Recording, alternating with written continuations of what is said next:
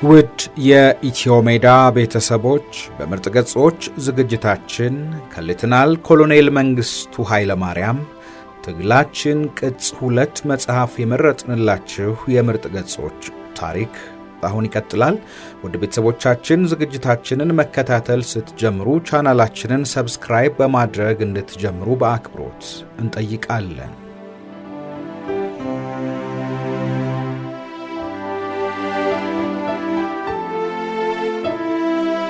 ክፍል 5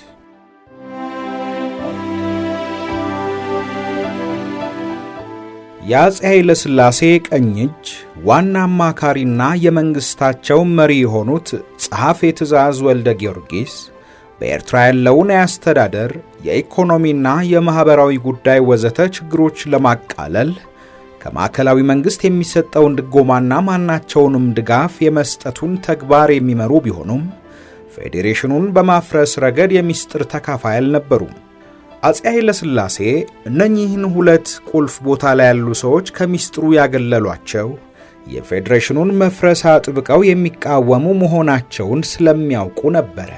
በድህረ አብዮት በትግል ውስጥ የአመራር አካላት አባላት የነበሩ አንድነቶችና ተቃዋሚ የነበሩትም የሙስሊም ሊግ አባላት ብቻ ሳይሆኑ ከመሃል ሀገርም እነ ጀነራል አበበ ገመዳ እነ ጀነራል አማንና ጓድ አማኑኤል አምደ ሚካኤል ወዘተ ብዙዎቹ እንደነገሩን ከፌዴሬሽኑ ልደት በኋላ የኤርትራ ሕዝብ በአጠቃላይ የፖለቲካ ድርጅቶች አመራር አካላት በተለይም በድርጅት ብቻ ሳይሆን በግለሰብም ደረጃ መሰረታዊ አቋምና የስነ ልቦና ለውጥ አድርገዋል። የቀድሞቹ የነጻነት የእንግሊዝና የጣሊያ መንግስት ሞግዚትነት ጥያቄ ያቀረቡ የአንድነት ብቻ ሳይሆን ጸረ ኢትዮጵያ የነበሩ ሁሉ በፌዴሬሽኑ መፍትሄነት ከኢትዮጵያ አንድነት የሀገር ፍቅር ማህበር ጋር በተደረሰበት ስምምነት መሰረት ገንጣይና አፈንጋጭ አቋማቸውን ትተው አፍቃሪ ፌዴሬሽን ሆነዋል። የቀድሞ ተቃዋሚዎች አቋማቸውን ለውጠው በአንድ ዓላማ በመሰባሰብ የፌዴሬሽን ደጋፊ ሲሆኑ ፌዴሬሽኑ በተመሰረተ በአንድ ዓመት ሂደት ውስጥ በኢትዮጵያ አንድነት ሀገር ፍቅር ማህበር የአመራር አካላት መካከል ጥቂት የመደፍረስ ሁኔታ ተከሰተ። በአንድነቶች መደፍረስ የተነሳ አዲስ የተከሰተውን አሰላለፍ ስንመለከት በኤርትራ የፌዴሬሽኑ የተለያዩ የአመራር አካላት መካከል 3 ቡድኖች ተፈጥረዋል ማለት ይቻላል። እነሱም የኢትዮጵያን ሕዝብ አንድነት አጥባቂዎች፣ አፍቃሪ ፌዴሬሽን ወይም ፌዴራሊስቶችና ከሁለቱም ጎራዎች አፈግፍገው ለዘብተኛና ገለልተኛ አቋም የያዙ የመሃል ሰፋሪዎች ቡድን። በመሃል ሀገርም ኤርትራ ውስጥ በተፈጠረ ሁኔታ የተነሳና የፌዴሬሽኑን ህልውና በተመለከተ በአፄ ኃይለ ሥላሴ ባለስልጣናት መካከል ከባለስልጣኖቹም ክልል ውጪ የኤርትራን ጉዳይ በንቃት በሚከታተሉ የኤርትራ ክፍል ሀገር ተወላጆችና በተቀሩት ኢትዮጵያውያን መካከል ከኤርትራው አሰላለፍ ጋር የሚመሳሰሉ ቡድኖች ተፈጥረዋል። አንደኛውና የመጀመሪያው ጸሐፌ ትእዛዝ ወልደ ጊዮርጊስና እናቱ አክሊሉ የሚገኙበት ቡድን ሲሆን ይህ ቡድን ከሁሉ በፊት እስካሁን ፌዴሬሽኑ በኤርትራም ሆነ በመሃል ሀገር አንዳችም የፈጠረው ችግር የለም፣ ወደፊትም ለኢትዮጵያና ለኤርትራ ብቻ ሳይሆን ከምዕራብ ወዲህ ባሉት የተለያዩ የኢትዮጵያ ክልሎች ነዋሪ ሕዝብ አንድነት መልካም ምሳሌነት የሌለው ችግር ስለሚፈጥር በሂደት አስጊ ነው እየተባለ የሚነገረውን ትንቢት ለመቀበል እንቸገራለን። ከዚህ ስጋት ይልቅ ፌዴሬሽኑ ተጠናክሮ በጽናትና ብቃት ሊሰራ የሚችልበትን ሁኔታ ብንፈጥር ለአፍሪካ ሀገሮች መልካም ምሳሌ ከመሆኑ ሌላ ይህንን ተመልክተው ሶማሌዎችም ተመልሰው ከእናት ሀገራቸው ከኢትዮጵያ ይቀላቀሉ ዘንድ ጠቃሚ መሳሪያ ሊሆን ስለሚችል መፍረስ የለበትም የሚለው የመጀመሪያው ብርቱ አቋማቸው ሲሆን መፍረሱ ከታመነበት ደግሞ መፍረስ ያለበት በራሱ በኤርትራ ሕዝብ እንጂ በሌላ በማንም መሆን የለበትም ከማለት ባሻገር ይሄም ቢሆን እንዲህ በጥድፊያ ሳይሆን በበቂ ጥናትና ዝግጅት የተባበሩት መንግስታት ማህበርን ሕግ በማይጥስ ሁኔታ መሆን አለበት የሚሉ ስለሆነ ሌላው አፍቃሪ ፌዴሬሽን ናቸው ማለት ይቻላል። እስካሁን የተመለከትነውን የአፍቃሬ ፌዴሬሽን ቡድን አቋም በብርቱ የሚቃወመው ወይም ሁለተኛውና ፍጹም ውህደት የሚያራምደው ቡድን ማለትም ንጉሱን ጨምሮ ከኤርትራው የሀገር ፍቅር ማህበር ጋር ፍጹም የወገነውና ኢትዮጵያውያንን ሁሉ የሚወክለው ከባዱ ቡድን የያዘውን አቋም ጠቅሳለሁ። አንደኛ፣ የኤርትራ ሕዝብ የታገለውና የጠየቀው ኢትዮጵያዊነቱን እንጂ የፌዴሬሽን አስተዳደር አይደለም። ይሄንን ከታሪካችን የማይገጥም ዲቃላ ነገር ያመጣብን የኤርትራን ክልል ብቻ ከማየት በስተቀር ስለተቀረው ኢትዮጵያ ሕዝብ ምንም ያላየና የማያውቅ የተባበሩት መንግስታት ማህበር መርማሪ ኮሚሽን ነው። ሁለተኛ፣ የኤርትራ ክልል ሕዝብ ከተቀረው የኢትዮጵያ ሕዝብ በምንም አይለይም። የኢትዮጵያ ሕዝብ ከኤርትራ ክልል ሕዝብ በላቀ ሁኔታ የአያሌ ቋንቋ ቤተሰቦች የሆኑ ማህበረሰቦችና ብሔረሰቦች ጥንቅር በሐውርታዊ ሕዝብ ነው። ሶስተኛ፣ በመንፈሳዊ እምነት ረገድም የታየ እንደሆነ በኤርትራ ክልል ውስጥ ከሚኖሩ ሙስሊሞች በወሎ በከፋና በሐረርጌ ወዘተ የሚኖሩት ቁጥር በጣም የላቀ ስለሆነ የሃይማኖት ልዩነት ኢትዮጵያውያንን ለመከፋፈል ምክንያት ሊሆን አይችልም የሚሉ ነበሩ። ቀድሞም ኢትዮጵያዊነቱን የጠየቀው አሁንም በአዳን የጫኑበትን የፌዴሬሽን አስተዳደር እንዲፈርስ የጠየቀው ራሱ የኤርትራ ሕዝብ ስለሆነ ፍላጎቱ መከበርና ጥያቄው ፍትሃዊ መልስ ማግኘት አለበት የሚል ሌላው የኢትዮጵያ ሕዝቦች አንድነት የአገር ፍቅር ማህበር ነው ማለት ይቻላል። በዚህ አይነት ልዩነት አስመራ ያሉት የፌዴሬሽኑ አመራር አካላትና የአዲስ አበባ ማዕከላዊ መንግስት ባለስልጣን መሃል ካለው መጓተት በተጨማሪ የአያላኑ መንግስታት ጣልቃ ገብነት ተጨምሮ ፌዴሬሽኑ ሳይፈርስ ዓመታዊ ልደቱን አከበረ። በፌዴሬሽኑ ዓመታዊ ልደት አፄ ኃይለ ሥላሴ ለሁለተኛ ጊዜ ኤርትራን በጎበኙበት ጊዜ እንደራሴያቸውን ራስ ቢትወደድ አንዳርጋቸው መሳይን፣ ምክትል እንደራሴያቸውን ፊት አውራሪ አስፋሃ ወልደ ሚካኤልንና የመስተዳድሩን መሪ አቶ ተድላ ባይሩን ደጃዝማች አድርገው ከመሾማቸው በላይ ሌሎችንም ማለትም የፌዴሬሽኑን መማክርት፣ የመስተዳድሩን ሹማምንት፣ የየአውራጃና የየወረዳ አስተዳዳሪዎችንና ሌሎችንም በብዛት የተለያዩ ሹመትና ሽልማት አርከፍክፈውና በጠቅላላ በጉብኝታቸው የተመለከቱትን የክልሉን የሥራ ክንዋኔ አመስግነው በመመለሳቸው ደጃዝማች ተድላ ባይሩ የንጉሱ ፍላጎት ያልገባቸው ይመስላል የያዙት የፌዴራሊስቶች አዝማሚያ የተወደደላቸው መስሏቸው ልባቸው ከመደንደኑ ሌላ ስልጣኑም ስለጣማቸው ከአገር ፍቅር ማህበር አመራር በመራቅ የሚሰጣቸውን አመራር ለመቀበል ዳተኛ ሆኑ። ለአገር ፍቅር ማህበር የአመራር አባላትና አካላት የተሰጠው ሹመትና ሽልማት በነራስ አንዳርጋቸው መሳይና በነደጃዝማች አስፋሃ ወልደ ሚካኤል ሐሳብ አቅራቢነትና በፈጠሩት የግለሰቦች መመዘኛ መስፈርት ከፌዴሬሽኑ በፊት በትግሉ ዘመን የላቀ አስተዋጽኦ ላደረጉ ባለውለታዎች እንደሆነ ይገመታል። ተቃዋሚ በነበሩት የእስላም ሊግ የአመራር አካላትና አባላት የተሰጠው አቋማቸውን ለውጠው ከአንድነቶች ጋር በመወገን ፌዴሬሽን ለማፍረስ ይተባበራሉ ወይም ያገለግላሉ ለሚባሉ ግለሰቦች መሆኑ አያጠያይቅም። ከሀገር ፍቅር አባላት መካከል የሹመቱና የሽልማቱ ተጋሪ ያልሆኑት ከማዘናቸው በላይ እነሱ ሳያገኙ ጸረ ኢትዮጵያ የነበሩ ራቢጣዎች በመሾማቸውና በመሸለማቸው በእጅጉ የተበሳጩና ያለቀሱ የአንድነት ፓርቲው አባላት ጥቂት አይደሉም ነው የተባለው። በእስላም ሊግ አባላት በኩል ሹመትና ሽልማት ያገኙት ቢደሰቱም ያላገኙት አፍቃሪ ፌዴሬሽን በመሆናችን ወይም በቀድሞ አቋማችን ምክንያት ነው ከሹመቱና ከሽልማቱ በረከት የተገለል ነው ከማለት ባሻገር ንጉሠ ነገሥቱ የኤርትራን ፌዴሬሽን ሹማምንት ሿሚና ሻሪ የመሆን ስልጣን የላቸውም፣ የሚሰሩት ሁሉ ፌዴሬሽኑን ለማፍረስ ካላቸው ዓላማ የሚመነጭና የፌዴሬሽኑን ሕገ መንግሥት የጣሰ ነው በማለት ለተባበሩት መንግስታት ጽሕፈት ቤት ክስ ያቀርቡ ነበሩ። አፄ ኃይለ ሥላሴ በኤርትራ ልዩ አማካሪዎቻቸው አሳሳቢነት በፌዴሬሽኑ አንደኛ ዓመት ልደት የሰጡት ሹመትና ሽልማት ውጤቱ ሲገመገም ተጠቃሚዎቹ መደሰታቸው ባያጠያይቅም ብዙ አኩራፊ ነው የተፈጠረው።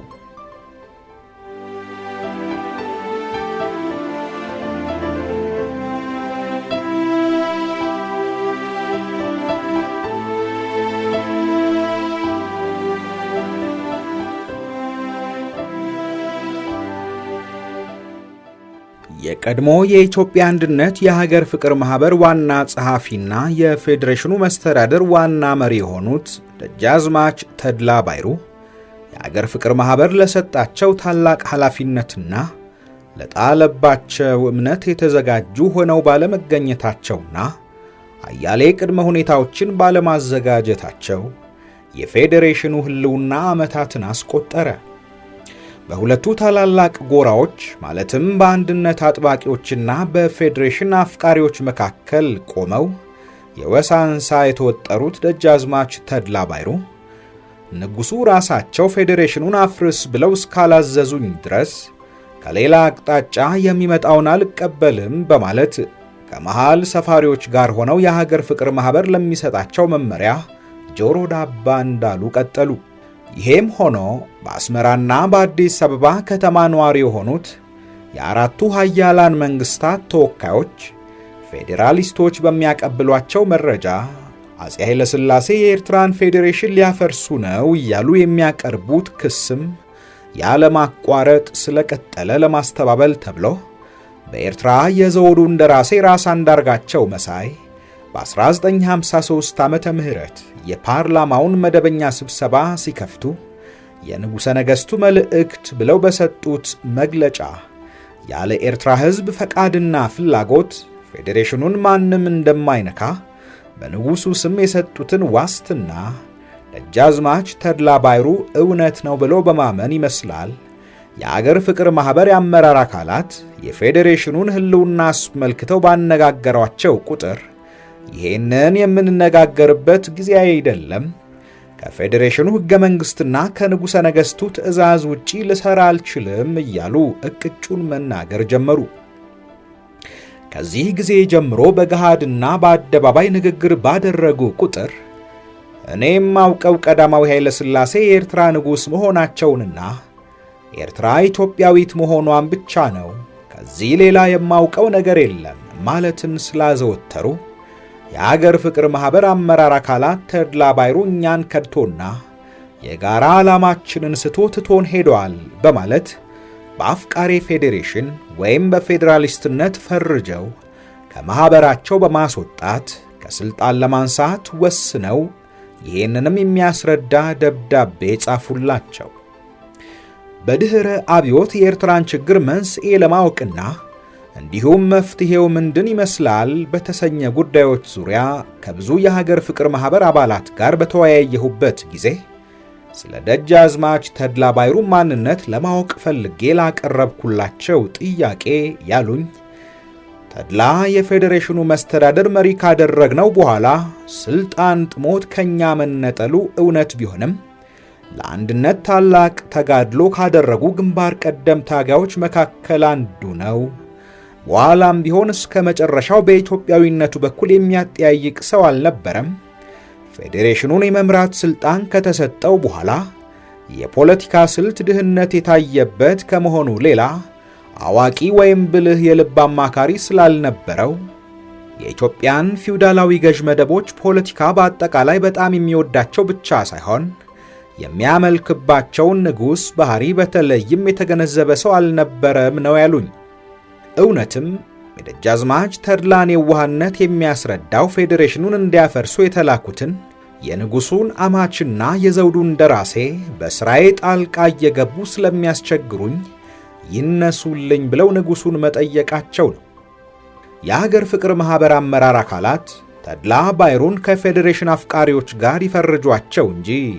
እሳቸው ግን ከማንም ጋር አልነበሩም። ከፓርላማው መማክርትና ከካቢኔው አባላት መካከል በጣም ጥቂት የሥራ ባልደረቦቻቸውና በተለይም ከምክር ቤቱ ፕሬዝዳንት ከሼህ አሊ ራዳይ በስተቀር ወዳጅና ደጋፊ አልነበራቸውም።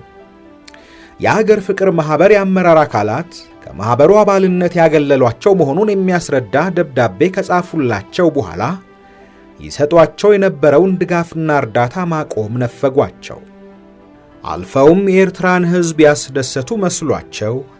የሚያደርጓቸውን ጥረቶች በማንኳሰስ በማራከስና በሕዝቡ በማስጠላት እሳቸው ቀን ሲገነቡ የዋሉትን አንድነቶች ሌሊት በማፍረስ ታላቅ ችግር ላይ ጣሏቸው። በእንቅርት ላይ ጆሮ ደግፍ እንዲሉ አፄ ኃይለ ሥላሴ ለሶስተኛ ጉብኝት ኤርትራ ሄደው ለሳምንታት በቆዩበት ጊዜ በሰሙትና በተመለከቱት ስላልተደሰቱ እንደ ወትሮ በማመስገን ፈንታ ስለነቀፏቸው ቅስማቸው ተሰበረ። የሥልጣናቸው ማክተሚያ በተቃረበበትና የፌዴሬሽኑ ሕልውና አጠያያቂ ደረጃ ላይ በደረሰበት ጊዜ መፍትሄ ይገኛል በሚል ተስፋ ለንጉሡ ለማስረዳት አዲስ አበባ መጥተው ንጉሡ ፊት ስለነሷቸው ምንም ነገር ሳይፈጽሙ ወይም ሳያስፈጽሙ ወደ አገራቸው ተመለሱ። ከዚያም ተስፋ በቆረጠ ስሜት ብስጭትና እልህ በሕግ የማይደገፉ ስህተቶችን በመስራት የሚገደሉበትን መሳሪያ ራሳቸው ለጠላቶቻቸው አቀባይ ሆኑ። በመጨረሻም ከፓርላማው ጠቅላላ መማክርት ጋር በገቡት የማይታረቅ ቅራኔ መማክርቱ በአንድ ድንጋይ ሁለት ወፍ መግደል እንዲሉ ብቸኛ አጋርና ወዳጃቸው ከነበሩት ከፓርላማው ፕሬዝዳንት ጋር ከስልጣናቸው ሊያስወግዷቸው ሲዶልቱ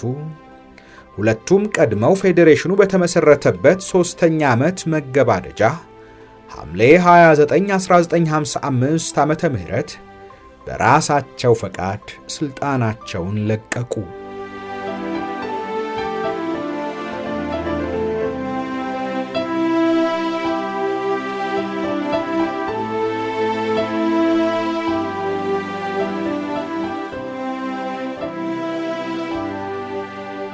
ደጃዝማች አስፋሃ ወልደ ሚካኤል ደጃዝማች ተድላ ባይሩን ተክተው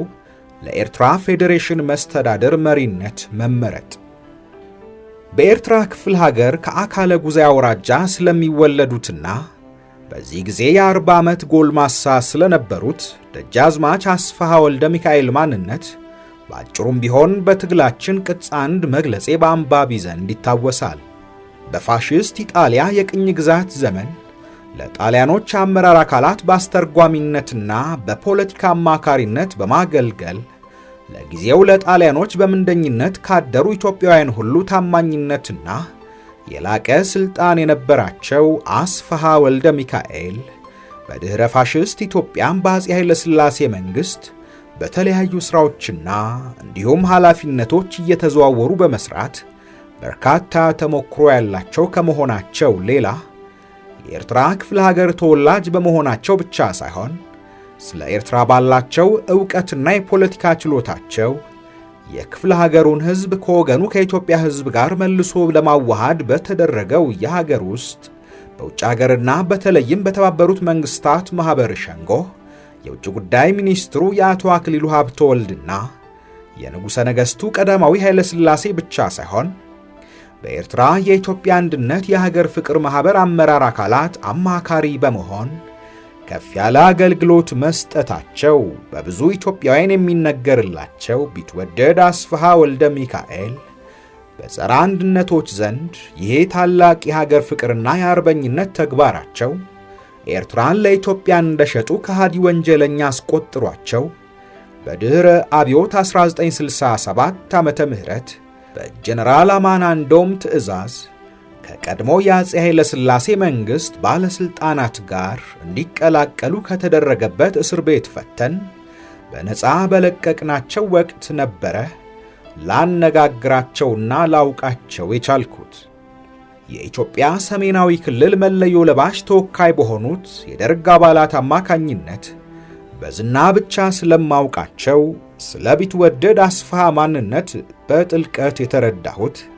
የትግል አጋራቸውና በእጅጉ ወዳጃቸው በሆኑትና በሌላው ታሳሪ ታላቅ የአንድነት አርበኛ በንቡረ እድ መላከ ሰላም ዲሜጥሮስ ገብረ ማርያም ነው። ለንጉሠ ነገሥቱ በተለይም ለቀሩት የመንግስቱ ባለስልጣኖች በአጠቃላይ የኤርትራ ጉዳይ ባለሟል ወይም ኤክስፐርት ሆኖ በማማከር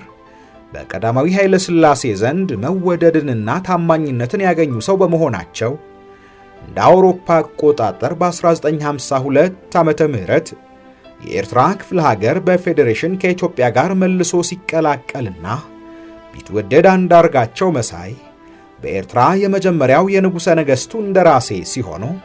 ፊታውራሪ አስፋሃ ወልደ ሚካኤል በምክትል እንደራሴነት ዋናውን እንደራሴና የኢትዮጵያን አንድነት የሀገር ፍቅር ማህበር አመራር አካላት እንዲያማክሩ በንጉሠ ነገሥቱ የተሾሙ ናቸው። የአንድነት ዓላማ አክራሪ ከሆኑት ኤርትራውያን አንዱ ከመሆናቸው ባሻገር በተፈጥሮ ብልህነታቸውና በፖለቲካ ስልታቸው ፌዴሬሽኑን የማፍረስ ተልዕኮ የተሰጣቸው ናቸው ለማለት ይቻላል። በኤርትራ የፈጸሙትን የአርበኝነት ተግባር ሲያጫውቱኝ ንጉሡ ይህንን ትእዛዝ ሰጡኝ ባይሉም ስለ ተልዕኳቸው ሳይሸሽጉ በኩራት አስረድተውኛል። በኤርትራ የዘውዱ ምክትል እንደራሴ እንጂ በሕዝብ የተመረጡ የፌዴሬሽኑ ፓርላማ መማክርት ወይም የመስተዳድሩ ካቢኔ አባል ስላይደሉና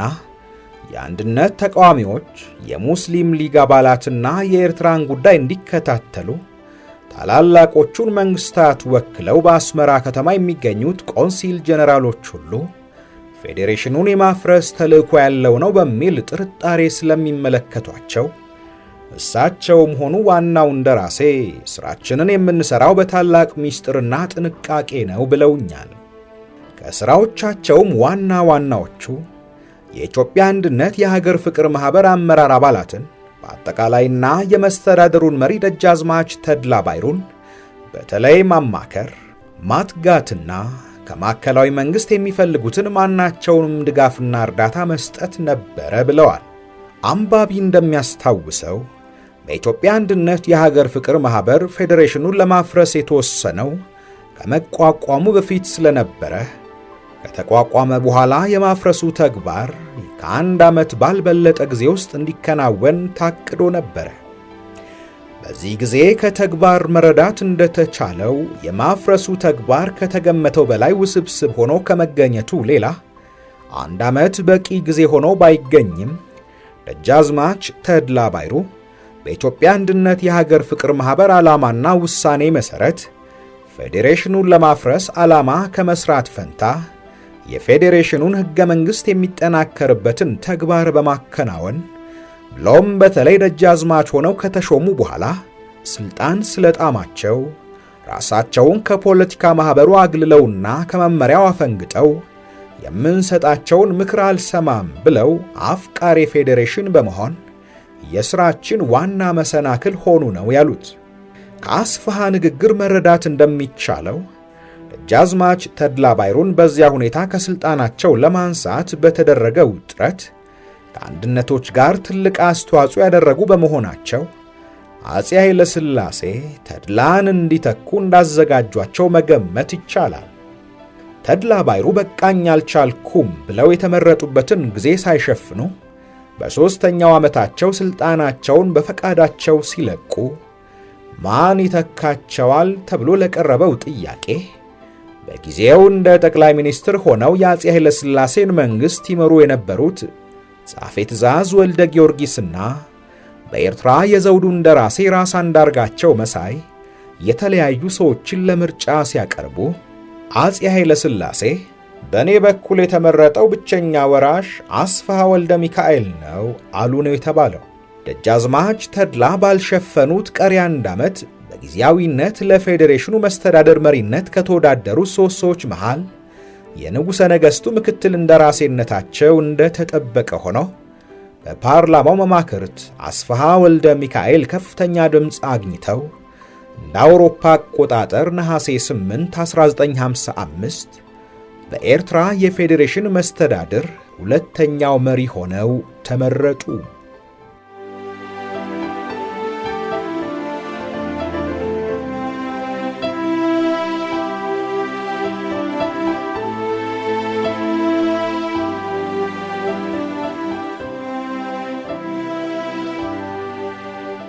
ውድ የኢትዮሜዳ ቤተሰቦች በሌተናል ኮሎኔል መንግስቱ ኃይለማርያም ከተጻፈው ትግላችን ቅጽ 2 መጽሐፍ የመረጥንላችሁ የምርጥ ገጾች ዝግጅት ታሪክ አላበቃም። ክፍል 6ን በቀጣይ ይዘንላችሁ እንቀርባለን። ውድ ቤተሰቦቻችን ቻናላችንን ሰብስክራይብ፣ ላይክ፣ ሼር እንድታደርጉ ሐሳብና አስተያየቶቻችሁንም እንድታጋሩን በአክብሮት እንጠይቃለን።